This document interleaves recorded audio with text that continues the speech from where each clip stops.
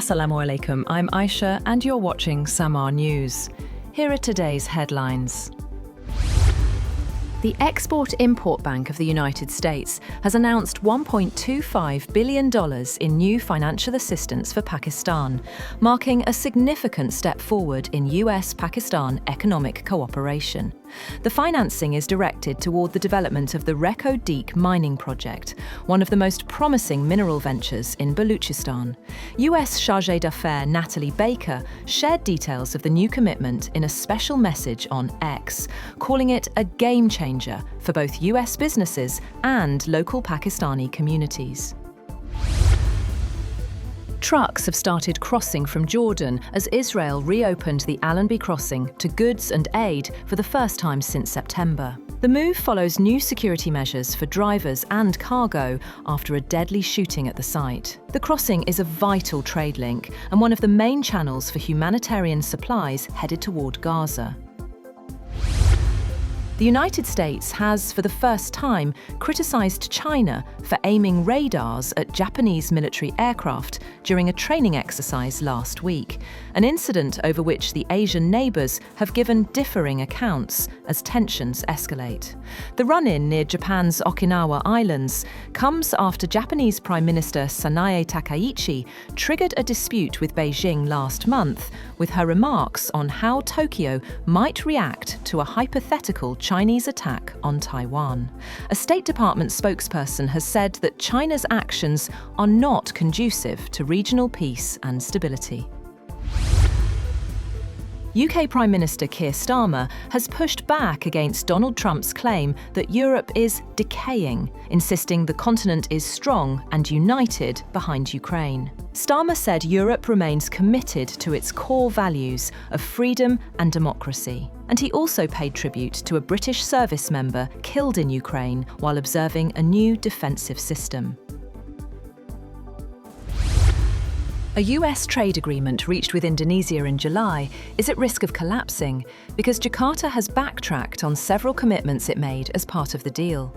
Asked about the comments, Indonesian officials say that the talks between two sides are still ongoing, with no specific issues arising during negotiations. An Indonesian government source said that harmonization of language was required for the agreement. Fighting between Thailand and Cambodia has extended into a third day, as US President Donald Trump says he will make a phone call to stop the conflict after he brokered a ceasefire in July to end a 5-day battle between the Asian neighbours. Thailand's foreign minister said in an interview that he saw no potential for negotiations in the border conflict, adding the situation was not conducive to third-party mediation, while a top advisor to Cambodia's prime minister says his country is ready to talk at any time. Speaking at a rally in Pennsylvania, Trump listed a number of wars that he claimed he helped stop, including between Pakistan and India and Israel and Iran, before stopping on the renewed conflict in Southeast Asia. 12 people have been killed in a residential fire in the southern Chinese city of Shantou. The blaze broke out on Tuesday at 9:20 p.m. local time in a 4-story building and was extinguished about 40 minutes later. An investigation into the cause of the fire is underway.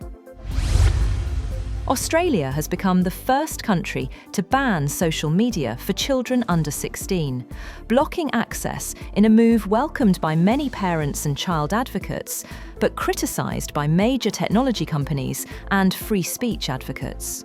Starting at midnight, 10 of the largest platforms, including TikTok, Alphabet's YouTube, and Meta's Instagram and Facebook, were ordered to block children or face fines of up to $33 million under the new law, which is being closely watched by regulators worldwide. The IMF has warned China that relying on exports for growth is no longer sustainable and risks fueling global trade tensions. After meetings in Beijing, Managing Director Kristalina Georgieva urged China to speed up structural reforms and pivot toward consumption. The fund raised China's growth forecast for 2025, but said the current export-driven surge cannot carry the economy much further.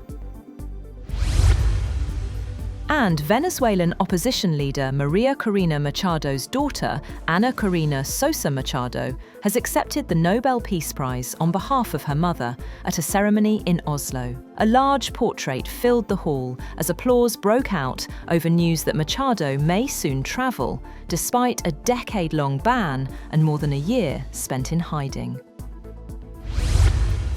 That's all for now. For more updates, visit www.samaa.tv.